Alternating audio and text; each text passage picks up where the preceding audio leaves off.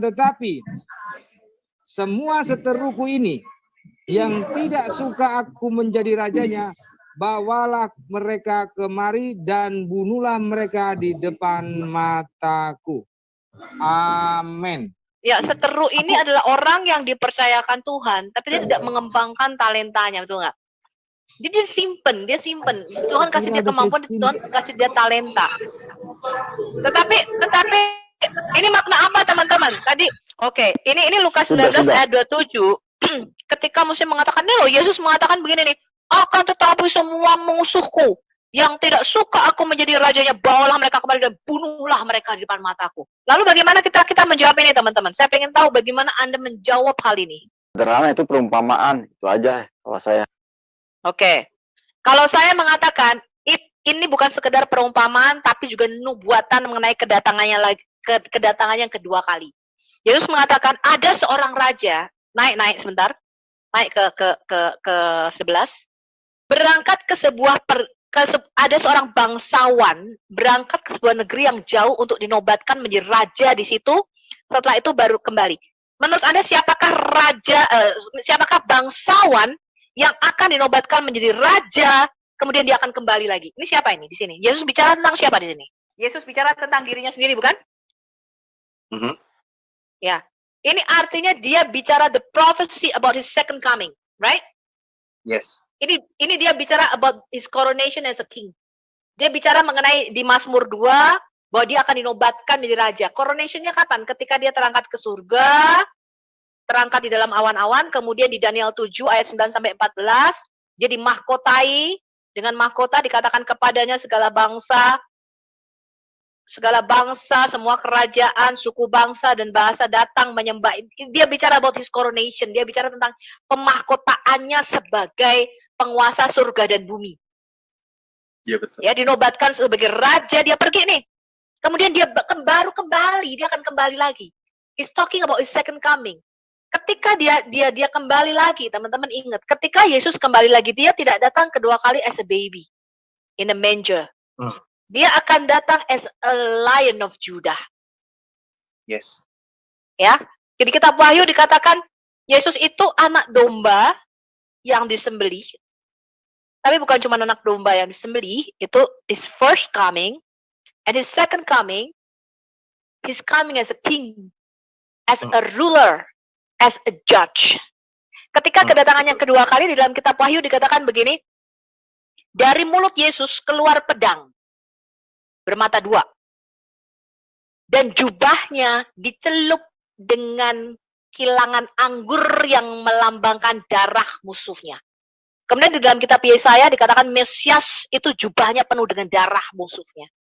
Dicelup dengan darah. So, kenapa? Jadi kita jangan menggambarkan Yesus, Yesus yang lemah. Maksudnya Yesus yang penuh kasih, semua diampuni. No. Kita itu ada di dalam masa yang disebut dengan the grace period. The grace period artinya masa kasih karunia, di mana keselamatan itu dibuka lebar-lebar. Sama seperti ketika Tuhan memberikan kesempatan kepada orang-orang pada waktu zaman Nuh, ya. Dikhotbahin nih, Tuhan mau datang, ini air bah, kamu bakal dibunuh, bakal mati begini-begini. Dikasih kesempatan nih orang-orang, ayo masih ada kesempatan loh, kamu masih bisa bertobat. This is the grace period. Tetapi ketika his second coming, itu pintu keselamatan ditutup karena jumlahnya sudah genap. Jadi Rasul Paulus mengatakan begini, teman-teman. Kebanyakan orang-orang hyper grace, ya, they say that, wah kita sekali selamat tetap selamat. Lalu mempergunakan keselamatan itu sebagai, yuk kita apa saja bisa selamat. It's not true. It's not true. Roma 8 ayat 1 itu terjemahan Indonesianya ada potongan di situ. Roma 8 ayat 1 adalah bagi kita yang di dalam Kristus memang tidak ada lagi penghukuman, tetapi bagi mereka yang berjalan di dalam roh dan tidak berjalan di dalam daging. Terjemahan LAI Indonesianya kurang. Ya.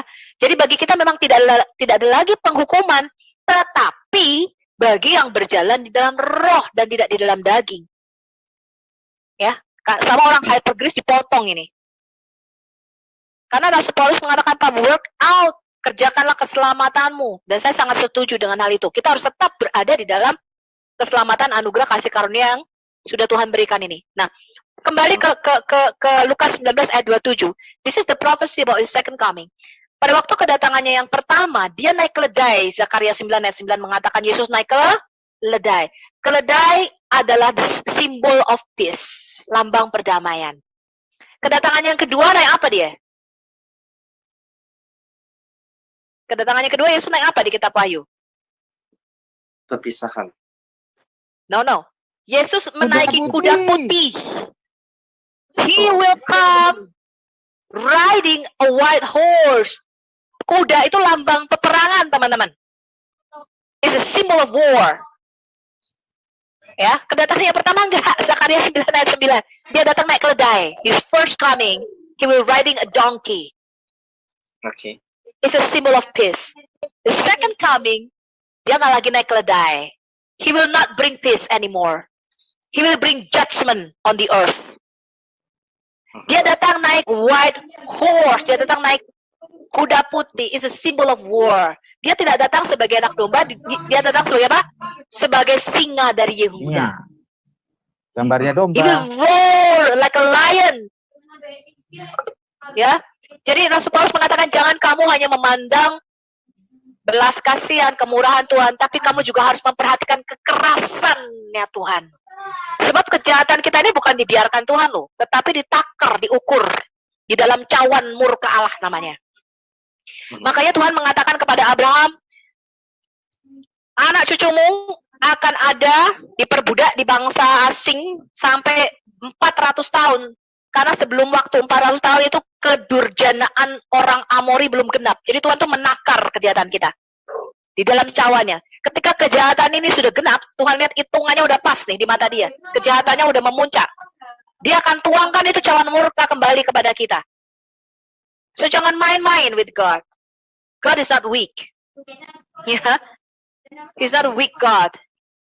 Dia Allah yang menghidupkan, dia Allah yang mematikan, dia Allah yang meremukkan, dia juga Allah yang membangunkan. Nah, ini yang harus diperhatikan oleh gereja. Karena khotbah mengenai Tuhan, the wrath atau kemarahan atau cawan murka ini jarang dikhotbahkan in the church. And the church say, oh yeah, well God is good all the time God is good. Tetapi cawan murka Allah itu ada hitungannya, ada takernya, semua ditaker di dalam cawannya dia. Ada hitungannya. Makanya Tuhan mengatakan 400 tahun. Baru nanti bangsa Amori. Jadi Tuhan nggak menghukum semena-mena ya. Tuhan ukur, dia taker. Begitu juga dengan Sodom dan Gomora. Begitu juga dengan pada waktu zaman Bahtera-Nuh. Dia taker loh. Dia tunggu ratusan tahun. Begitu juga dengan the grace period ini. Memang masa anugerah ini di kitab Daniel 9 itu antara kedatangan yang pertama sampai kedatangan Yesus yang kedua itu kita nggak tahu jedanya berapa lama. Daniel nggak dikasih tahu sama Daniel. Ya, itu kitab yang termetra, yang tertutup. Kita nggak tahu. Tetapi dalam masa grace period ini Tuhan bilang kejahatan kita ditaker, ditampung sama dia bersama dengan cawan doa kita. Duluan mana nih cawan doa kita atau cawan murkanya Allah? Begitu kejahatan ini genap, Tuhan lihat dia akan menghadirkan judgment on the earth. Yesus datang kedua kali as a judgment, sebagai hakim. Benar apa betul? Betul. Dia datang kedua kali sebagai raja segala raja dan tuan segala tuan. Yep. He's not coming to save us. Ya, dia datang bukan lagi untuk mati kedua kalinya disalib untuk mencurahkan darahnya untuk menebus dosa kita. No. He's coming as a judge. Yesus mengatakan barang siapa percaya dan dibaptis dia akan diselamatkan. Barang siapa tidak percaya, metong. Kamu sudah berada di bawah penghukuman. Anisa, surah Maryam 71 berlaku atasmu. Kamu masuk neraka dan kamu kekal di dalamnya. Ya, ingat barang siapa percaya dan dibaptis dia akan diselamatkan. Barang siapa tidak percaya sudah ada penghukumannya karena dia tidak percaya di dalam nama anak tunggal Allah kita. Betul. Amen. So, this is what it means. Lukas 19 ayat 27, jangan pernah ragu dan takut loh. Yesus datang kedua kalinya to kill the Antichrist. Untuk membunuh semua yang menolak dia sebagai Tuhan dan Raja. Karena dia sudah kasih begitu banyak waktu, the grace period. Sampai jumlah yang genap dari bangsa-bangsa lain. Itu ditutup. Roma 11 dikatakan kita ini dari beberapa batang ya pokok zaitun asli dipatahkan nama Tuhan, artinya orang Yahudi asli dipatahkan karena ketidakpercayaan mereka.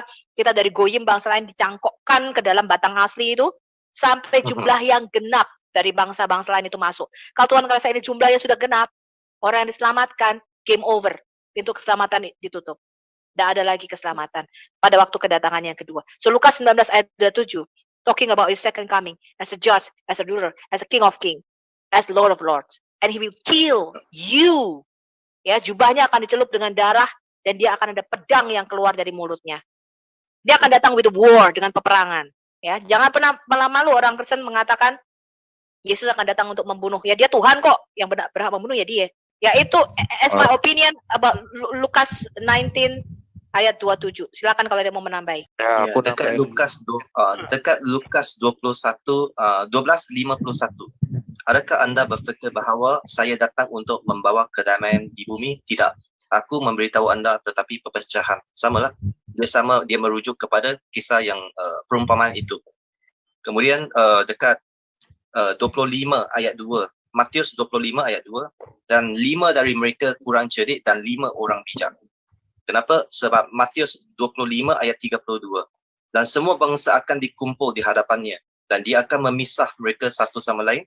Seperti gembala memisahkan domba dari kambing. 25:33. Dia akan meletakkan domba di sebelah kanannya dan kambing di sebelah kirinya. Kemudian kena bacalah yang seterusnya. Dia kata yang domba tu dia akan ada tempat yang telah disediakan, ada tempat yang bagus. Lepas tu yang di kiri itu kambing-kambing akan mempunyai tempat yang pedih.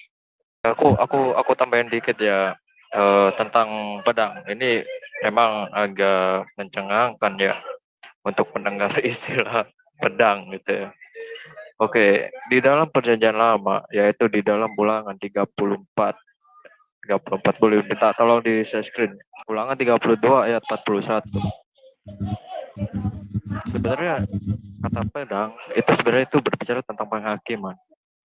Jadi itu Yesus atau Yeshua itu berbicara tentang penghakimannya yang kelak dia akan datang. Ulangan 32 ayat yang ke-41.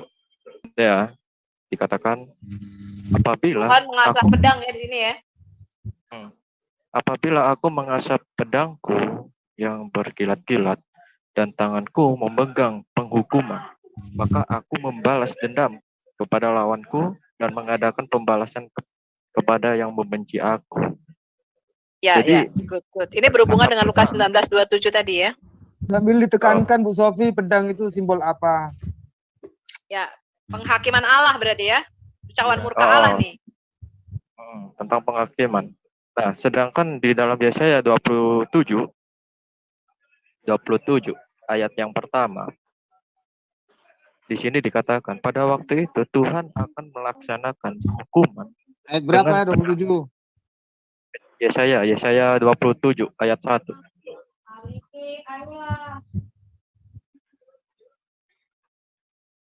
Ya. Pada waktu itu Tuhan akan melaksanakan hukuman dengan pedangnya yang keras, besar dan kuat atas Lewiatan, ular yang meluncur, atas Lewiatan, ular yang melingkar, dan ia akan membunuh ular naga yang di laut. Jadi ini berbicara tentang penghakiman sebenarnya. Ini simbolik berarti kan, Dave? Simbolik. Jadi dengan dua ayat itu sudah menunjukkan dan sudah cukup ya bahwa Yesus itu bukan mengasal aja membawa pedang, melainkan Yesus itu membawa pedang itu berbicara tentang penghakimannya terhadap maut. Bahkan orang-orang yang menolak dan tidak mengikuti segala perintah yang ia berikan itu juga di bawah penghakimannya. Jadi seperti itu. Lanjut teman-teman. Berarti kalau tadi di Lukas 19:27 Yesus mengatakan dia akan menghakimi semua orang yang membenci dia, yang tidak suka dia menjadi rajanya. Kemudian tadi di Ulangan 32 ayat 41 Tuhan sendiri, Yahweh sendiri mengatakan, aku akan mengasah pedangku bagi semua musuh-musuhku. Berarti Tuhan menyatakan, Yesus adalah Yahweh itu sendiri, Tuhan itu sendiri yang akan datang dengan penghakiman, ya enggak? Iya. Boleh saya tambahkan, Bu Sofi? Soal pedang. Ya, Aku tambah satu ayat dulu dong. Roma 13 ayat 4 baca ya, kasih screen dulu. Masuk enggak ini?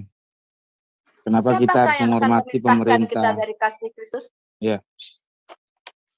Karena Roma 13 ayat 4, karena pemerintah adalah hamba Allah untuk kebaikanmu. Tetapi jika engkau berbuat jahat, takutlah akan dia. Karena tidak percuma pemerintah menyandang pedang. Pemerintah adalah hamba Allah untuk membalaskan murka Allah atas mereka yang berbuat jahat. Amin. Berarti ini simbol sebagai otoritas atau pemegang kekuasaan ya di sini pedang ya. Kuasa, betul. penguasa Tuhan. Itu cara bacanya teman-teman Muslim ya. Kalau baca Alkitabnya yang cerdas. Iya. Minum kopi, Ya, baca silakan, firman Pak Tuhan. Kirban. Mantap. Ya, makna pedang di dalam kitab suci ini memang tidak bisa ditafsirkan sebagai pedang alegori saja, betul itu. Bahkan dalam makna rohaninya pun memiliki sekiranya 2 atau 3 makna tadi kan, sebagai penghakiman ya kan, apalagi itu sebagai pemisah. Nah, saya tertarik untuk membahas bahwa kedatangan dia untuk memisahkan anak dari bapaknya atau dari ibunya gitu kan. Kalau kita lihat ketika Yesus pun lahir, di situ Simeon berkata bahwa anak ini akan menjadi perbantahan ya kan. Ya, bukan Jadi Lukas dia 2. untuk, Bukan iya, Lukas 2 dong. betul. Lukas 2. Saya tidak begitu hafal secara Lukas utuh 2 ayat. 34 dong. Ya, Lukas 2 ayat 34 coba dibuka. Saya nggak bisa share. Ya, betul. Berarti makna literal, kemudian simbolik, alegoris atau metafor ya. Ya, lalu Simon memberkati mereka dan berkata kepada Maria, ibu anak itu. Ayat 34, Bro. Sesungguhnya anak ini ditentukan untuk menjatuhkan atau membangkitkan banyak orang di Israel dan untuk menjadi suatu tanda yang menimbulkan perbantahan dan suatu pedang akan menembus jiwamu sendiri supaya menjadi nyata pikiran hati banyak orang. Nah, kalau kita lihat ayat ini, ketika Yesus pun mengajar di Bait Allah, dia mengecam orang-orang Farisi. Nah, di situ terjadi perpecahan gitu. Ada orang yang percaya Yesus itu nabi yang akan datang, ada yang percaya dia ini sebagai Mesias, tetapi tidak sedikit juga yang menolak dia. Jadi kedatangan dia memang untuk memisahkan orang-orang fasik, karena untuk memisahkan orang jahat dengan orang benar itu gampang sekali sebenarnya. Kita dari perilaku orang di luar sana kita bisa lihat kan, penjahat yang bunuh-bunuh orang itu kita bisa tahu, oh orang ini jahat sekali. Orang baik itu kita bisa nilai. Tetapi orang fasik itu yang sulit dilihat secara kasat mata gitu. Karena apa? Karena orang bisa saja melakukan kebaikan di mata kita, kita lihat oh dia bantu orang. Tetapi niat di dalam hati itu kan yang kita tidak tahu. Apakah dia bantu orang itu motivasinya apa? Begitupun orang-orang yang di perjanjian di zaman Yesus, orang-orang Farisi ini, mereka berdoa di jalan-jalan ya kan, puasa tunjukkan mukanya loyo gitu kan, padahal Yesus bilang kalau puasa ya cuci mukamu kan. Jadi sulit untuk mendeteksi orang-orang munafik ini. Nah, firman Tuhan itu yang bisa memisahkan itu. Kedatangan Yesus itu memisahkan. Jadi orang Israel yang notabene dikenal sebagai jemaat Tuhan, pastilah akan dikatakan, oh ini umat pilihan Allah. Tetapi di antara umat pilihan Allah yang begini banyak, nggak mungkin ya, kita tentu tahu bahwa moralnya ambruk. Artinya Ada orang yang benar-benar jahat dan mengakui kesalahan seperti pemungut cukai, tetapi ada orang-orang munafik sama seperti orang Farisi gitu. Jadi ada 3 tipe kalau saya lihat. Ada orang yang benar ya, tetapi di zaman Yesus itu kan nggak mungkin ada orang benar. Kebanyakan orang berdosa yang tahu diri, dan ada orang yang sok-sok benar atau munafik. Nah, kalau orang benar, orang berdosa, kayak orang kayak pemungut cukai itu, dia menyadari dan dia berdoa jauh-jauh kan. Di situ dia tahu diri bahwa dia itu tidak layak. Tetapi orang munafik itu, orang Farisi ini, dia menganggap dirinya lebih pantas dari orang pemungut cukai ini. Nah, inilah yang susah ditakar gitu. Orang Kristen apakah tidak ada yang seperti itu? Ada. Nah, masalahnya kita sering bilang bahwa oh ini betul masa anugerah yang tadi Ibu Sofi sampaikan. Tetapi kita harus tahu bahwa masa anugerah ini bagi orang yang belum kenal Tuhan, belum terima Yesus, itu anugerah, masa anugerah bagi mereka. Tetapi bagi orang yang sudah menerima Kristus, masa sekarang ini adalah masa penampian, di mana imanmu itu diuji, ditampi di dalam pencobaan demi pencobaan, dimurnikan kan emas itu, sehingga kedatangan Dia nanti akan semakin memurnikan kita ya, kita menyongsong Dia. Nah, ini yang 2 hal ini yang harus kita bedakan gitu. Nah, betul yang tadi dijelaskan juga bahwa orang-orang yang punya pemahaman yang tadi tuh soal tadi ya Ibu Sofi singgung ya, soal orang-orang yang hipergrace ya, memahami bahwa orang yang sudah menerima keselamatan itu pasti selamat gitu kan. Dia tidak tahu, dia mengambil pemahaman tentang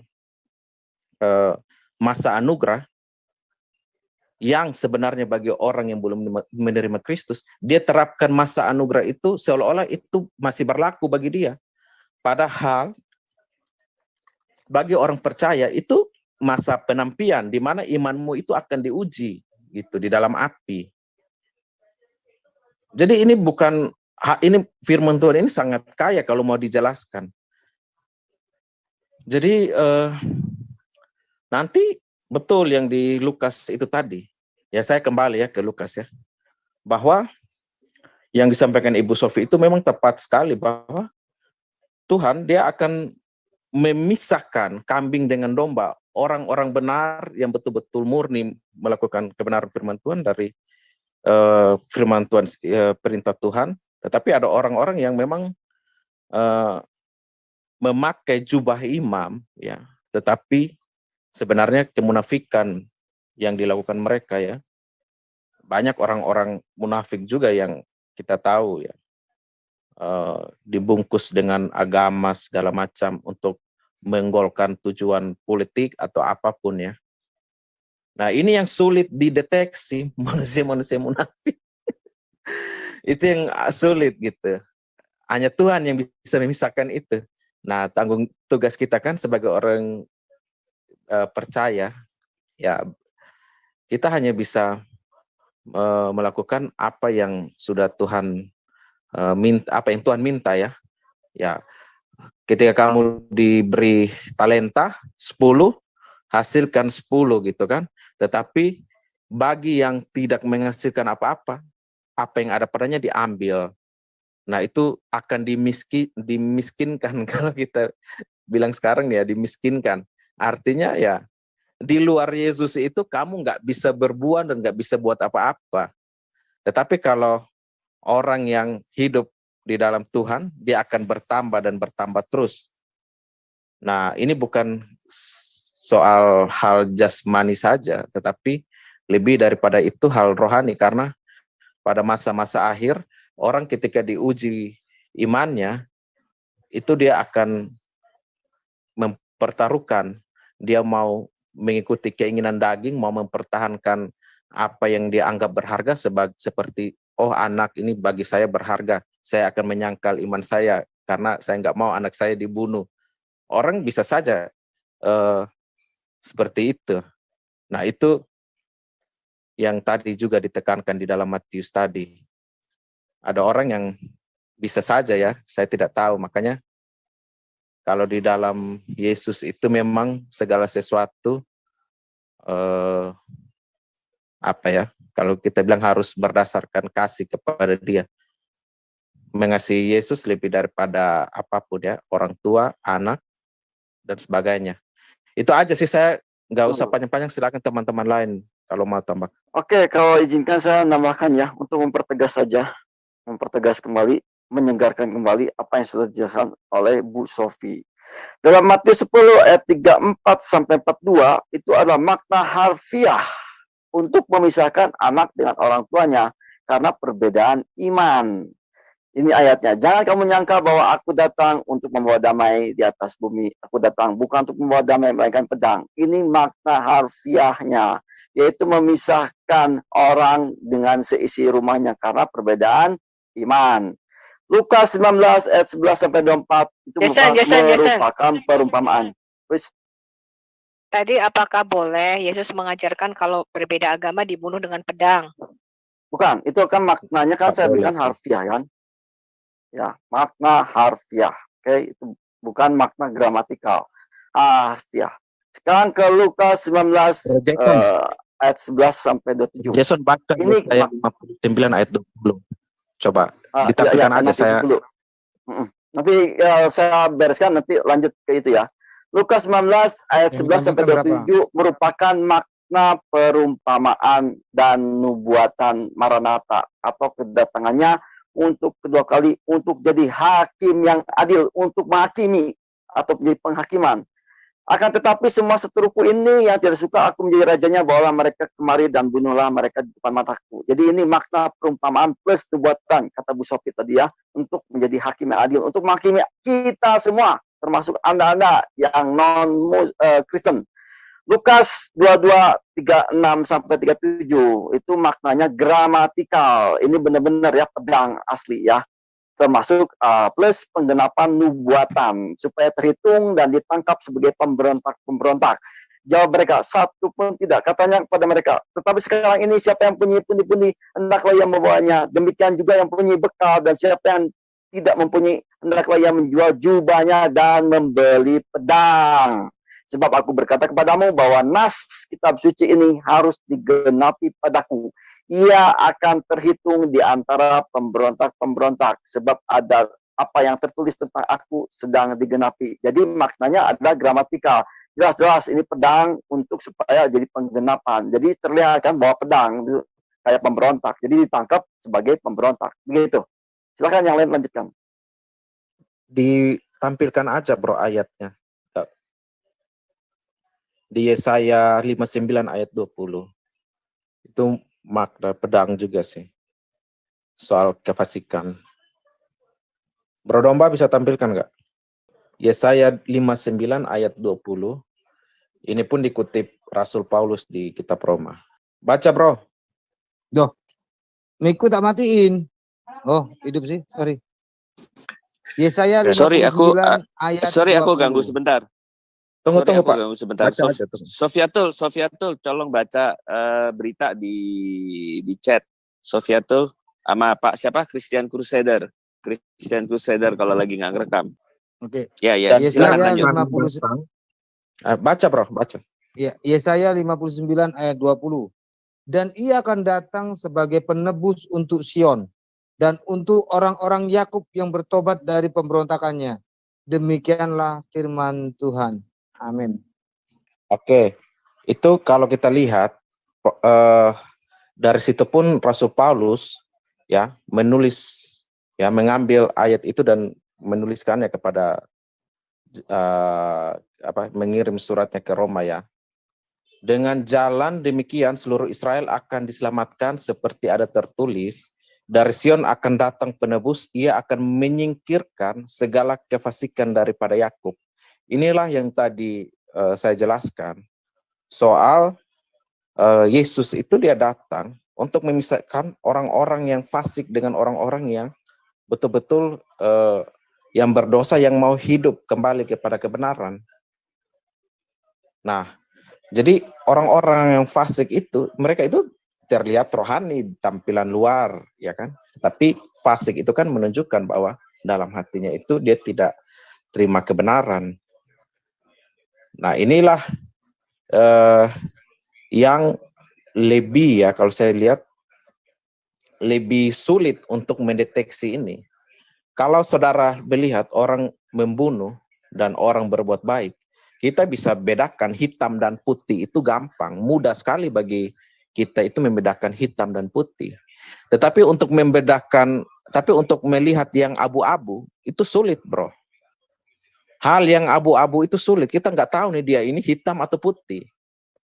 Nah, ini orang munafik ini pun ditegur di dalam kitab Wahyu itu di jemaat apa tuh, saya lupa. Jemaat kepada jemaat apa ya, itu perkataan roh itu dikatakan bahwa sekiranya engkau tidak dingin maupun tidak panas ya, tidak suam-suam kuku ya. Kalau panas ya panas gitu kan, dingin ya dingin gitu. Jangan, kalau jahat ya jahat gitu, atau baik ya baik gitu kan. Tetapi orang-orang munafik itu lebih berbahaya. Orang-orang yang jahat itu kalau dia ditegur Tuhan atau dia ditempa oleh manusia, dia bisa saat itu dia tobat dari kejahatannya. Ya kan? Tetapi orang-orang munafik, dia pura-pura baik, siapa yang tahu dia jahat itu? Dia bisa jadi aktor intelektual, bahkan orang-orang munafik itu yang mengajarkan di rumah-rumah ibadat yang bisa kita lihat kan. Banyak orang-orang yang bisa saja orang-orang yang kita lihat bom bunuh diri ini, mereka bukan orang-orang munafik, mereka betul percaya kepada imannya bahwa mati syahid itu adalah mendapatkan sorga gitu kan. Nah, itu orang, mereka tulus menjalankan itu karena mereka pikir itu benar. Tetapi ada orang-orang yang kita tahu aktor intelektual itu, dia tahu ini jahat, ini bisa saja menghancurkan banyak orang kan, bahkan sesama imannya gitu. Tetapi itu dia lakukan dan dia tidak pernah ditangkap. Orang mencarinya yang pelaku yang pengerusakan, pemboman ini. Tetapi yang punya ide itu susah. Nah, begitu pula kalau saya kaitkan pada perjanjian baru, orang-orang imam-imam itu, farisi-farisi itu, mereka itu otak intelektualnya kan, yang menginginkan Yesus itu disalibkan. Jadi Yesus datang mengorbankan dirinya bagi orang yang mengharapkan keselamatan. Kalau kita lihat Yakub itu ketika dia memberkati anak-anaknya di ayat 18 itu, kalau nggak salah ayat 10 ya, ayat 18 ya, dikatakan bahwa aku menanti-nantikan keselamatan daripada Tuhan. Nah, ketika Yesus datang, orang berseru Hosana bagi anak Daud. Hosana itu ucapan permohonan. Permohonan apa? Permohonan keselamatan. Hosana itu diucapkan oleh orang Israel hanya untuk Tuhan gitu. Tidak pernah untuk seorang manusia. Jadi Hosana itu adalah kata yang mulia yang hanya dinaikkan bagi Tuhan. Nah, orang-orang yang menanti-nantikan keselamatan daripada Tuhan, dialah yang akan mendapatkan keselamatan itu. Tetapi bagi mereka yang munafik, ya, mereka enggak. Ketika Yesus datang, mereka apakah membutuhkan keselamatan daripada dia? Kan tidak. Jadi susah gitu kan. Makanya Yohanes pun menuliskan bahwa apabila kamu mengaku dengan mulutmu, ya kan, mengaku dosa ya, maka ia yang adalah setia dan adil akan mengampuni segala dosamu. Jadi bukan dia mati di atas kayu salib, lalu dengan seenaknya semua orang diselamatkan begitu saja. Tidak bisa begitu. Orang yang berdosa itu harusnya dia tahu diri dan dia memohon ampun, memohon keselamatan. Karena keselamatan itu akan dianugerahkan bagi orang yang memohon. Itu pun dilakukan oleh Yehuda dan Daud juga kan. Daud berbuat kesalahan, ditegur, dan dia bertobat. Bahkan di dalam Mazmur 23 kalau tidak salah, di situ Daud menantikan keselamatan kalau nggak salah ya, di Mazmur 23. Nah ini agak melebar, tetapi nggak apa-apa ya. Jadi itu aja ya bro ya, soal kedatangan pertama itu. Mengulang aja berkaitan dengan ayat-ayat pedang kan, terkadang kan biasanya itu kan saudara-saudara dari sebelah itu kan menuduh kan ayat yang Matius 10 ayat 34 mengatakan ini Yesus ini ngapain bawa pedang. Nah, kan itu kan kerap kali kan dipertanyakan. Tuh, bro. Silakan bro, lanjut. Padahal Yesus nggak pernah bawa pedang kan. Yesus menunggangi keledai itu, ya kan? Itu bukti bahwa keledai liar yang pernah diucapkan oleh Sarah itu nantinya akan dituntun, dipimpin, dikendarai oleh Tuhan untuk menuntun dia kepada jalan yang benar gitu. Jadi orang-orang yang jangan melihat, ya itu betul, Tuhan memang menunggangi keledai, itu betul literalnya begitu dan kejadiannya nyata. Tetapi makna yang kita mau ambil jauh lebih dalam daripada itu apa kan? Ketika dia menunggangi keledai itu, orang berseru, Hosana bagi Tuhan kan, Hosana bagi anak Daud. Nah, dia nggak menunggangi kuda untuk membasmi orang-orang Romawi kan. Karena apa? Yang menjadi persoalan berat orang Israel pada waktu itu, mereka terbuang dan teraniaya, terjajah, itu karena dosa mereka. Mereka terbuang ke Babel karena apa coba? Bukan karena Babel datang menyerbu mereka lalu membawa mereka begitu tanpa alasan. Tetapi ketika Israel menyembah Allah-Allah lain, disitulah Tuhan pakai Babel untuk menghajar mereka. Nah pertanyaannya, kalau kamu mau bebas dari penderitaan dari penjajahan, apa yang harus diselesaikan? Apakah penjajahnya harus dihantam atau dosamu dulu yang harus diampuni, kejahatanmu yang harus diampuni? Kalau kejahatan sudah diselesaikan, itu lihat tuh siapa ya, Yehuda tuh.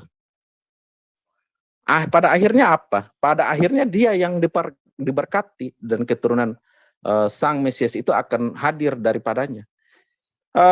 Yusuf itu hanya mendapatkan dua bagian. Bagian anak sulung itu diberikan kepada Yusuf, tetapi hak istimewa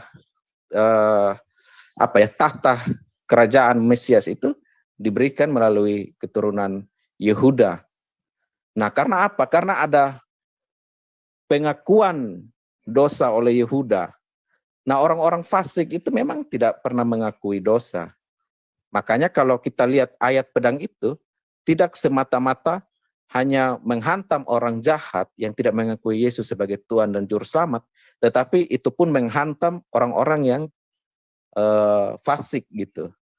Orang-orang fasik itu lebih berbahaya dari orang-orang jahat sebenarnya. Karena mereka bisa jadi otak intelektual dalam kasus kejahatan di dunia ini. Orang-orang yang jahat ini kan tinggal dimanfaatin gitu. Singkatnya itu bisa dikatakan bahwa pedang itu bertujuan untuk menghakimi orang-orang fasik. Apakah seperti itu, bro? Betul.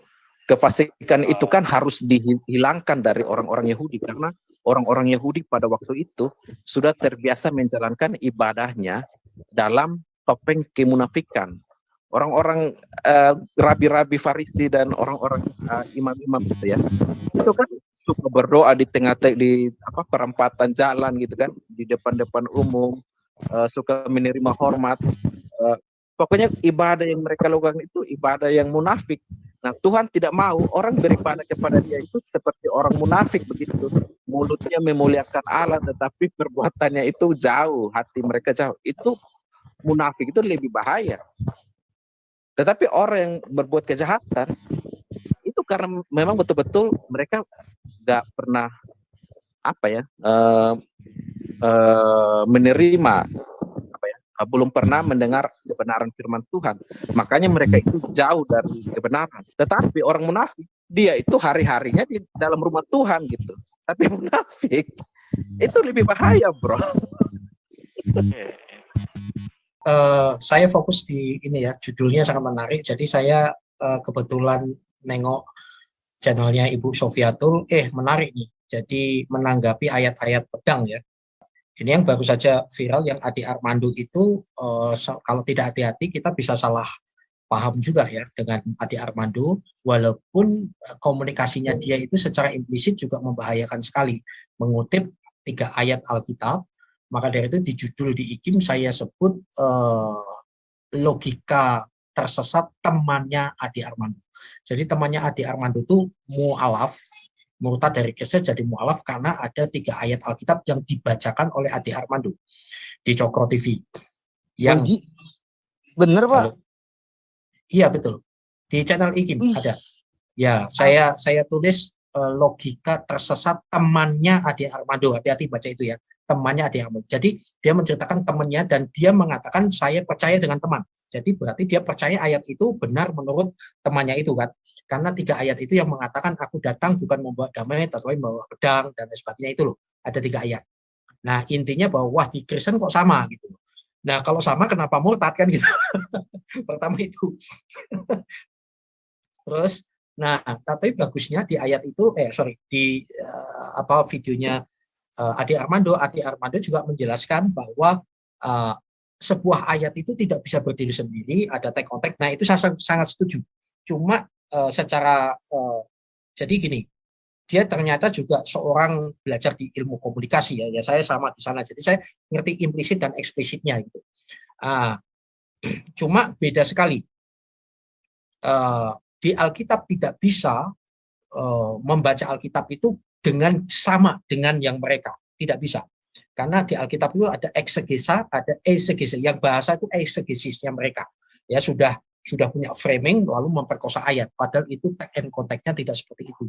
Dan seringkali orang-orang Islam itu tidak mau membedakan ini adalah perumpamaan atau fakta dan lain sebagainya. Enggak, mereka adalah bani tekstual. Sedangkan sahabat saya Ustadz Miftah Kul mengatakan orang-orang yang intoleran itu adalah orang-orang tekstual, telan mentah-mentah. Nah itu yang bahaya sekali. Itulah yang terjadi. Nah saudara-saudara terutama yang non-Kristen, tidak ada ayat-ayat pedang. Kalau toh ada, itu adalah sejarah yang harus dipahami tag and konteksnya. Kalau tidak bahaya. Maka bahkan secara mengatakan bahwa orang Kristen siap angkat senjata, itu udah salah kaprah. Jadi hati-hati. Saya rasa Ibu Sofiatul tadi sudah menjelaskan ya, saya tidak perlu mengulang. Jadi dan ekspresi kita adalah representasi dari ajaran yang kita anut. Jadi orang beragama itu ekspresinya dan implementasinya karena 2 hal. 1, belief sistemnya, sistem kepercayaannya. Yang kedua, rule modelnya. Oke. Bagaimana orang Kristen bertindak dalam menghadapi hujatan dan seterusnya? Orang Kristen pasti yang saya maksud orang Kristen yang benar itu akan ngikut rule modelnya. Role modelnya siapa? Yesus Kristus. Bukan Carok, bukan Mike Tyson. Bukan itu. Jadi intinya gitu. Itulah yang benar. Yang benar adalah rule modelnya apa? Jadi gini, bukanlah kebenaran jikalau kita kerjakan dengan cara tidak benar. Oke. Saya tidak setuju dengan Pak Hari Halim karena debat terus, saya dipersekusi Pak Hari Halim. Ini hanya contoh ya Pak Hari, ini sahabat saya. Lalu untuk menyatakan kebenaran, oke Pak, ayo kita berkelahi sampai mati.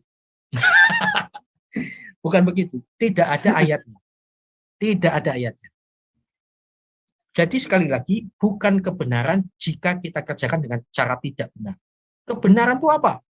Akulah jalan kebenaran, yaitu Yesus. Seorang yang benar bukan orang sempurna. Saya juga banyak kesalahan. Orang benar adalah orang yang mau dan mampu menghadapi dan menyelesaikan segala perkara berdasarkan firman Tuhan.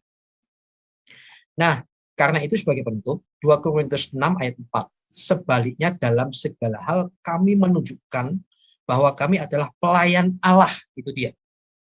Jadi ayat pedang ada, cerita perang ada, tetapi hati-hati. Di Kristen tidak bisa digebiah-kuyah, itu bahasa Ibrani, tidak bisa digeneralisir, hati-hati. Belajarlah dengan benar. Wabillahi taufiq wal hidayah. Wassalamualaikum warahmatullahi wabarakatuh. Alhamdulillah Yesus. Shalom. Shalom. Mantap. Jadi itu kalau boleh tanya Pak, tiga ayat itu apa aja Pak? Bro, Tunggu. Kita pastikan aja 3 ayat yang diambil itu apa aja. Jadi moderator ya. Sorry. Halo. Iya Pak, Ya. silakan Pak. Ya itu tadi yang perumpamaan Yesus. Jangan kamu kira, sorry Sati, bukan penghafal yang baik, mungkin bisa di-search di Alkitab. Membawa Ya. damai, melainkan Aku membawa datang pedang. jangan kira membawa damai, aku membawa pemisah, pedang, bawalah hamba-hamba itu supaya bunuhlah mereka. Dan mereka nggak ngerti itu ada ilustrasi semua. Iya. Nah, Sebetulnya itu bahaya. gini Pak, kalau menurut saya Pak ya. Kalau umpamanya dia sekolah SD yang sudah bisa membaca, pasti dia tahu maksudnya. Contoh, kalau anak SD suatu cerita, terus di bawahnya itu kan ada pertanyaan. Budi bermain dengan siapa? Ya, kan pasti ada itu Pak. Jadi dibaca dulu kan semua habis. Kalau anak SD itu tidak membaca itu semua soal ceritanya dengan baik, maka jawabannya akan salah semua. Nah, kalau orang dewasa yang Bapak katakan seperti tadi itu, memang dia memframing itu Pak. Ya, betul Pak. Jadi gini Pak, bagian akhir saya permisi, mohon izin. Baru saja saya juga membahas di IKIM ya, kan di Hidayah Mu'alaf tuh lagi bagi saya memframing yang salah kaprah, yang ada pendeta Yohanes Kristianto itu ya, bertobat karena kebingungan dengan ayat-ayat Alkitab. Dia mengaku-ngaku pendeta dari YAS dan seterusnya, ternyata itu abal-abal, dan mengatakan judulnya bahagia menjadi mantan pendeta. Di judul IKIM saya sebut bahagia menjadi pendeta abal-abal. Ya bahagia. Karena satu, ternyata dia nggak lulus sekolah teologi ya pantas murtad gitu kan. Orang-orang yang murtad dari Kristen itu rata-rata semuanya karena kebingungan teologis, bukan karena teologi kita membingungkan, karena dia kurang belajar dan tidak mendapatkan mentor yang tepat. Nah, orang yang katanya mantan pendeta ini tapi abal-abal ini mengupas-ngupas ayat itu ya salah kaprah gitu. Karena ditelan mentah-mentah, nggak tahu teks and konteksnya, ini bahaya. Makanya murtad, ya pantas, nggak mantan pendeta, nggak lulus sekolah teologi lagi, ya toh, ngaku-ngaku lagi. Dan anehnya di sana kalau yang ngaku-ngaku ini langsung diterima gitu.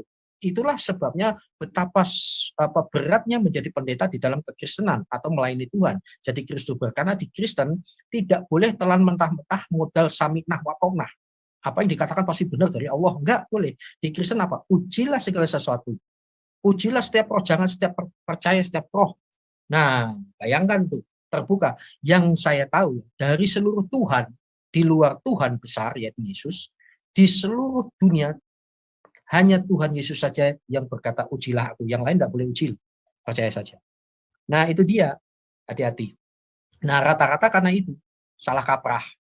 Nah, rata-rata kebingungan teologis karena belajar tidak benar. Ya itu tadi ayat-ayat sedang ditelan mentah dikira sama. Dan biasanya mereka itu tidak fair dan tidak gentleman. Misalkan fakta di surga kayak apa, fakta ayat pedang itu siapa punya, gitu kan. Tapi untuk pembenaran mereka mengais-ngais ayat Alkitab untuk mengadakan pembenaran dan dianggap sama. Tuh lihat di Kristen ada kawin-mawin, ada jual minyak, ada perang naga, ada pelacur. Orang kalau terlalu banyak nonton Star Trek ya begitu. Oke ya, maju terus. WAFM. Oke Pak, terima kasih. Tapi saya tanggapin sedikit Pak tentang orang yang umpamanya nggak lulus teologi. Jangankan yang nggak lulus, ya sekolah aja SMP akan mengerti tentang Alkitab. Ya, Itu ya, barisan sakit Boleh hati. nanya nggak? Bentar. Ada Roh Kudus. Itu, Oke ya, itu God bless you all ya. sakit hati, Pak. Jadi jangan terlalu diseriusin. Oh ya Pak. Oke, lanjut.